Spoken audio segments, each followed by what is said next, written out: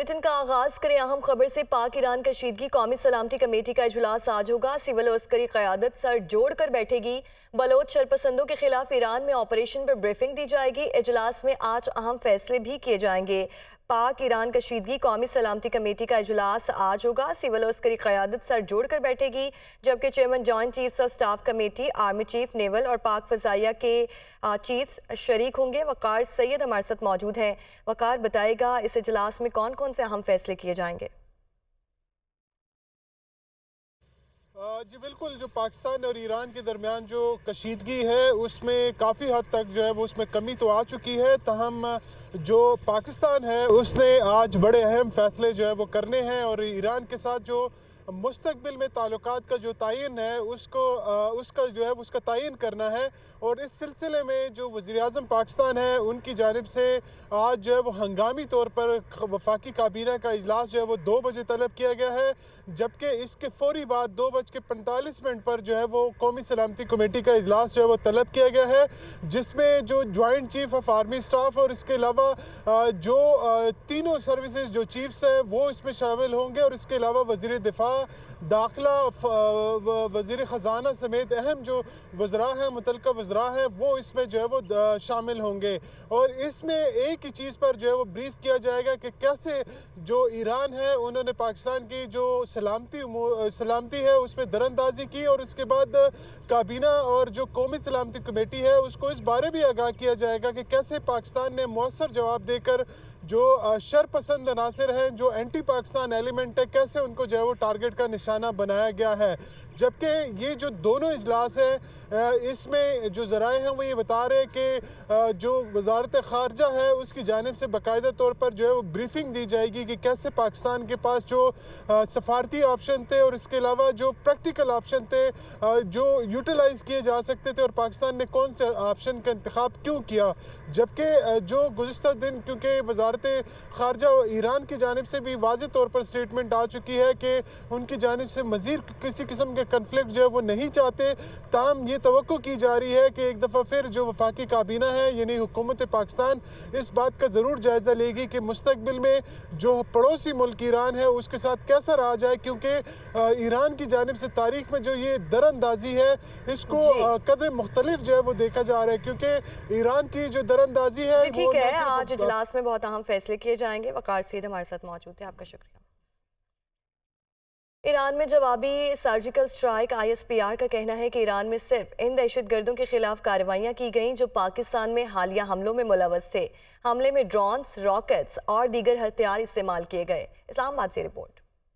Intelligence based operation मर्ग पर सरमचार। 18 जनवरी की सुबह पाकिस्तान की ईरान के इलाके सिस्तान में स्ट्राइक्स। बलोचिस्तान लिबरेशन आर्मी और बलोचिस्तान लिबरेशन फ्रंट की पनाहगाहों को कामयाबी से निशाना बनाया गया। ISPR का कहना है कि निशाना बनाए गए ठिकाने बदनामे ज़माना दहशतगर्द इस्तेमाल कर रहे थे। पाकिस्तान की मुसल्लह अफवाज दहशतगर्दी की कार्रवाइयों के खिलाफ पाकिस्तानी शहरियों की हिफाजत को यकीनी बनाने के लिए मुस्तकिल तैयार हैं। पाकिस्तान की इलाकाई हुदूद की खुदमुख्तारी को हर सूरत में महफूज बनाएंगे। ये पनाहगाहें बदनामे ज़माना दहशतगर्द दोस्ता उर्फ चेयरमैन, बजर उर्फ सौगत, साहिल उर्फ शफ, असगर उर्फ बशाम और वजीर उर्फ वजी भी इस्तेमाल करते रहे हैं। ISPR का कहना है कि किसी भी किस्म के मिस एडवेंचर के बारे में हमारा अज़म गैर मुतज़लज़ल है। अवाम की मदद से पाकिस्तान के तमाम दुश्मनों को नाकाम बनाने के अज़म का इयादा करते हैं और आगे बढ़ने के लिए पड़ोसी बरादर ममालिक से बातचीत और ताउन को फरोग देना चाहते हैं। हमसाया बरादर ममालिक के दरमियान 2 तरफा मसाइल हल करने के लिए बातचीत और ताउन को समझदारी समझा जाता है।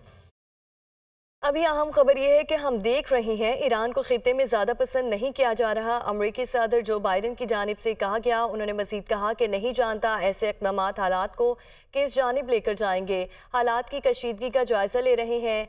अमरीकी सदर जो बाइडन का पाक ईरान कशीदगी पर बयान सामने आया है और उन्होंने कहा कि हम देख रहे हैं ईरान को खित्ते में ज़्यादा पसंद नहीं किया जा रहा।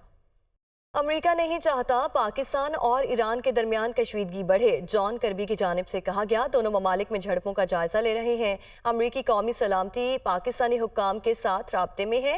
ترجمان امریکی قومی سلامتی جان کربی کی جانب سے کہا گیا اور مزید کہا گیا کہ جنوبی اور وسطی ایشیا میں امن و استحکام چاہتے ہیں۔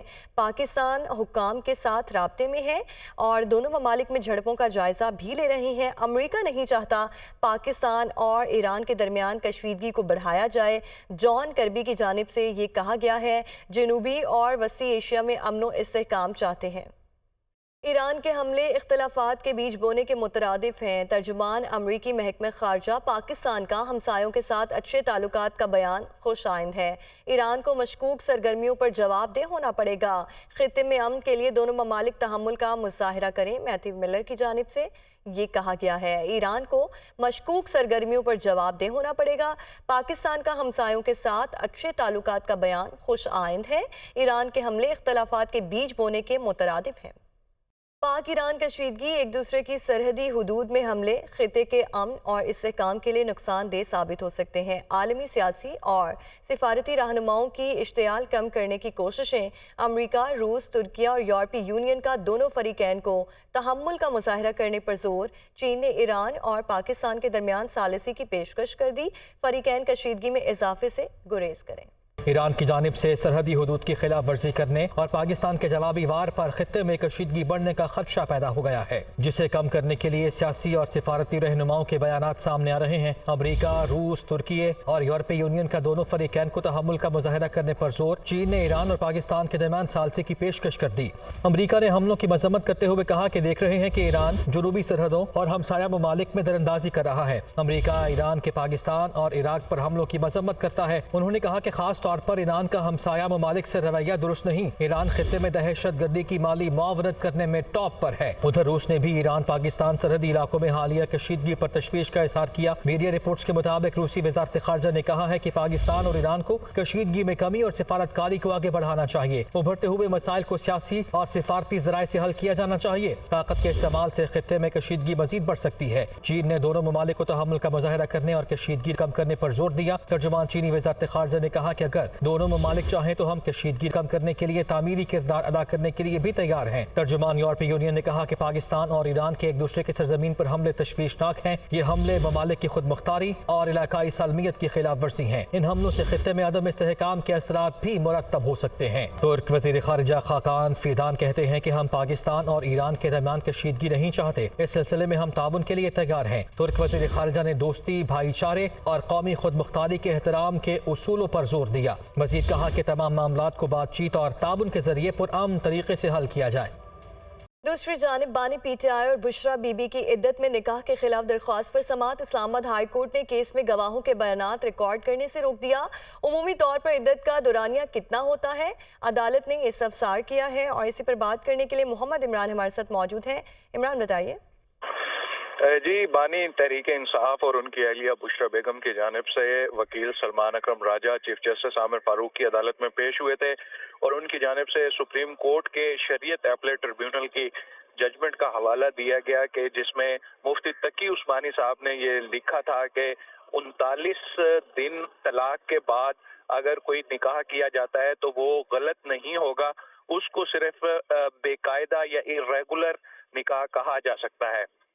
اور عدالت سے سلمان اکرم راجہ نے استدعا کی کہ جو ڈسٹرکٹ جوڈیشری ہے وہ اس وقت اڈیالہ جیل میں موجود ہے اور اس کیس میں گواہوں کے بیانات ریکارڈ کیے جا رہے ہیں۔ عدالت نے سرکاری وکیل سے کہا کہ یہ ایک سپریم کورٹ کی ججمنٹ پیش کر رہے ہیں، آپ کوئی فتویٰ لے کے آنا چاہتے ہیں تو لے آئیں، اور تب تک کے لیے جو ٹرائل کورٹ کی کارروائی ہے اس کو عدالت نے روک دیا ہے اور 25 جنوری تک گواہوں کے بیانات نہ ریکارڈ کرنے کا حکم دیا ہے، اور ساتھ ہی ساتھ جو اس کیس میں کمپلیننٹ ہیں خاور مانے کا، ان کو بھی نوٹس جاری کر دیا گیا ہے۔ جی ٹھیک ہے عمران، آپ کا بہت شکریہ۔ سپریم کورٹ فیض آباد دھرنا انکوائری کمیشن کی مدت میں توسیع کا معاملہ۔ وفاقی حکومت کی انکوائری کمیشن میں مدت میں توسیع کی متفرق درخواست سماعت کے لیے مقرر۔ سپریم کورٹ کا 3 رکنی بینچ آئندہ ہفتے حکومتی درخواست پر سماعت کرے گا۔ حسیب ملک ہمیں اس حوالے سے اپڈیٹ کریں گے۔ جی حسیب۔ دیکھیں، یہ فیض آباد دھرنا انکوائری کمیشن کی مدت میں توسیع کا معاملہ ہے، جس کے لیے وفاقی حکومت نے انکوائری کمیشن کی مدت میں توسیع کی متفرق درخواست دائر کی تھی، جسے سماعت کے لیے مقرر کر لیا گیا ہے۔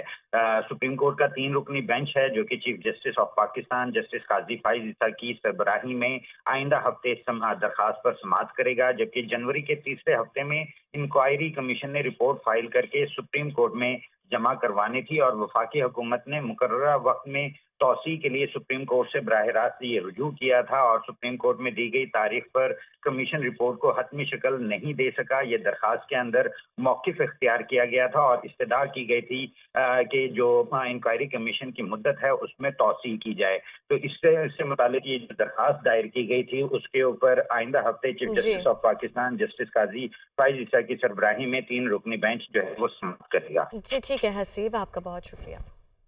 اور 2018 کے مقابلے میں اس بار عام انتخابات میں 12 لاکھ سے زائد ووٹرز حق رائے دہی استعمال کریں گے۔ نئے ووٹرز کے اندراج کے بعد ووٹرز کی کل تعداد 127 ملین ہو گئی ہے۔ الیکشن کمیشن کی جانب سے یہ اعداد و شمار جاری کر دیے گئے ہیں۔ یاسر ملک اس حوالے سے ہمیں اپڈیٹ کریں گے۔ جی یاسر۔ جی بالکل، اعداد و شمار کے مطابق 2018 کے الیکشن کے مقابلے میں اس مرتبہ 2024 کے انتخابات میں 12 لاکھ سے زیادہ ووٹرز جو ہیں وہ اپنا حق رائے دہی استعمال کریں گے۔ ان نئے ووٹرز کے اندراج کے بعد پاکستان میں ووٹرز کی جو تعداد ہے وہ 127 ملین ہو گئی ہے۔ نوجوان اور بزرگ ووٹر کی تعداد کی اگر بات کی جائے تو الیکشن کمیشن کی جانب سے جاری کردہ اعداد و شمار کے مطابق پاکستان میں خواتین ووٹرز کی جو تعداد ہے وہ 58.5 ملین ہے، جبکہ مرد ووٹرز کی جو تعداد ہے وہ 68.5 ملین ہے۔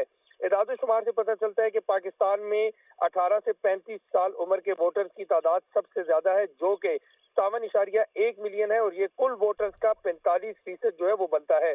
پاکستان میں 56 سال یا اس سے زائد عمر کے جو ووٹرز ہیں ان کی تعداد 24 ملین ہے، جو کہ کل ووٹر کی تقریباً 19% جو ہے وہ بنتی ہے۔ اگر چاروں صوبوں میں ووٹرز کی تعداد کی بات کی جائے تو الیکشن کمیشن کے جاری کردہ اعداد و شمار کے مطابق پنجاب میں کل ووٹرز کی جو تعداد ہے وہ 72.3 ملین ہے، جبکہ 56.9% بنتی ہے اس کی ریشو جو ہے۔ جبکہ صوبہ سندھ میں اگر ووٹرز کی تعداد کی بات کی جائے تو 26.6 ملین ہے، اور یہ 21% ریشو جو ہے وہ بنتی ہے۔ اسی طرح اگر خیبر پختونخوا میں ووٹرز کی تعداد کی بات کی جائے، جی ٹھیک ہے یاسر، آپ کا بہت شکریہ۔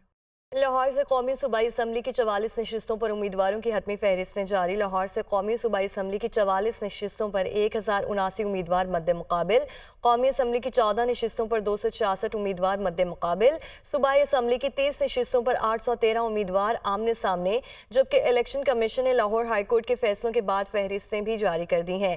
لاہور سے قومی صوبائی اسمبلی کی 44 نشستوں پر امیدواروں کی حتمی فہرستیں جاری کر دی ہیں۔ مزید جانیں گے محمد اشفاق سے۔ جے اشفاق۔